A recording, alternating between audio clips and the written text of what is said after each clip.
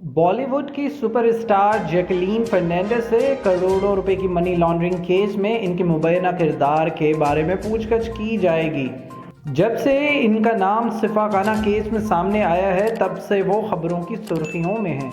एक ताज़ा रिपोर्ट अब कुल इक्तिसादी जराइम में जुड़वा 2 स्टारलेट की मौजूदगी के बारे में चक्कर लगा रही है।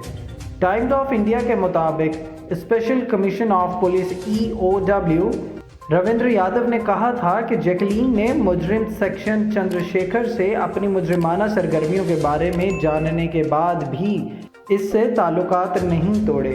मज़ीद बरआं बुध के रोज़ इसी महकमे की तरफ से इसने 8 घंटे तक आखिरी बार पूछताछ की। इसलिए ये बात काबिल ज़िक्र है कि दीगर मशहूर शख्सियात के नाम भी दावों में सामने आए हैं, जैसे कि निकी तंबोली, चाहत खन्ना, सूफिया सिंह और अरुषा पाटिल।